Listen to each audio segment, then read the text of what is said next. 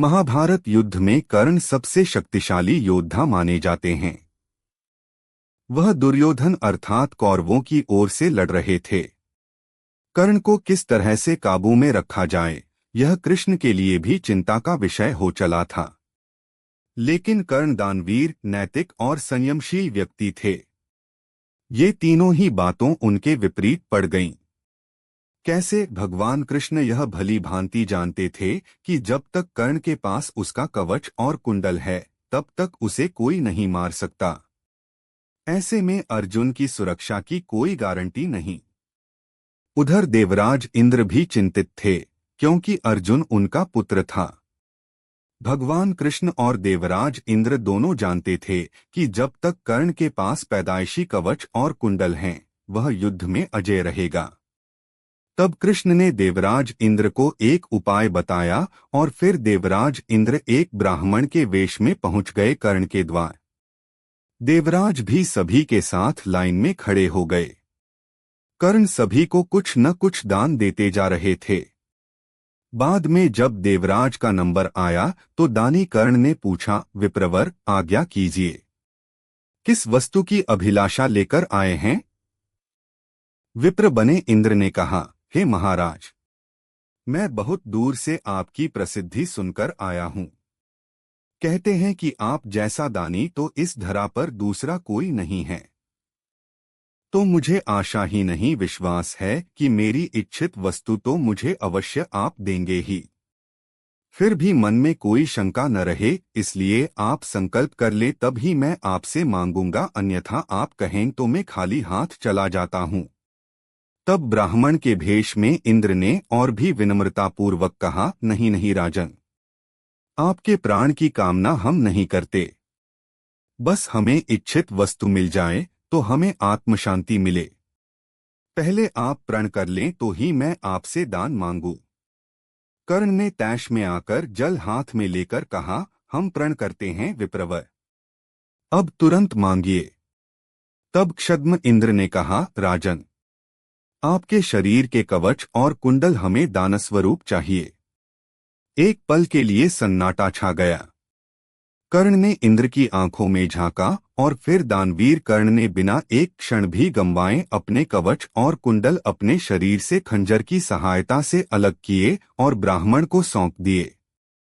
इंद्र ने तुरंत वहां से दौड़ ही लगा दी और दूर खड़े रथ पर सवार होकर भाग गए, इसलिए कि कहीं उनका राज खुलने के बाद कर्ण बदल न जाए। कुछ मील जाकर इंद्र का रथ नीचे उतरकर भूमि में धंस गया।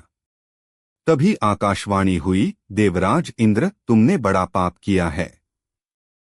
अपने पुत्र अर्जुन की जान बचाने के लिए तूने छलपूर्वक कर्ण की जान खतरे में डाल दी है। अब यह रथ यहीं धंसा रहेगा और तू भी यहीं धंस जाएगा। तब इंद्र ने आकाशवाणी से पूछा, इससे बचने का उपाय क्या है? तब आकाशवाणी ने कहा, अब तुम्हें दान दी गई वस्तु के बदले में बराबरी की कोई वस्तु देना होगी। इंद्र क्या करते, उन्होंने यह मंजूर कर लिया। तब वे फिर से कर्ण के पास गए, लेकिन इस बार ब्राह्मण के वेश में नहीं। कर्ण ने उन्हें आता देखकर कहा, देवराज आदेश करिए, और क्या चाहिए? इंद्र ने झेंपते हुए कहा, हे दानवीर कर्ण, अब मैं याचक नहीं हूं, बल्कि आपको कुछ देना चाहता हूं। कवचकुंडल को छोड़कर मांग लीजिए, आपको जो कुछ भी मांगना हो। कर्ण ने कहा, देवराज, मैंने आज तक कभी किसी से कुछ नहीं मांगा और न ही मुझे कुछ चाहिए। कर्ण सिर्फ दान देना जानता है, लेना नहीं। तब इंद्र ने विनम्रतापूर्वक कहा, महाराज कर्ण, आपको कुछ तो मांगना ही पड़ेगा, अन्यथा मेरा रथ और मैं यहाँ से नहीं जा सकता हूँ। आप कुछ मांगेंगे तो मुझ पर बड़ी कृपा होगी। आप जो भी मांगेंगे मैं देने को तैयार हूँ। कर्ण ने कहा, देवराज, आप कितना ही प्रयत्न कीजिए, लेकिन मैं सिर्फ दान देना जानता हूँ, लेना नहीं।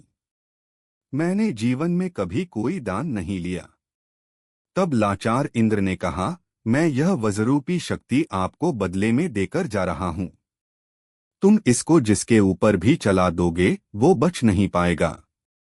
भले ही साक्षात काल के ऊपर ही चला देना, लेकिन इसका प्रयोग सिर्फ एक बार ही कर पाओगे। कर्ण कुछ कहते उसके पहले ही देवराज वह वज्र शक्ति वहां रखकर तुरंत भाग लिए। कर्ण के आवाज देने पर भी वे रुके नहीं। बाद में कर्ण को उस वज्र शक्ति को अपने पास मजबूरन रखना पड़ा।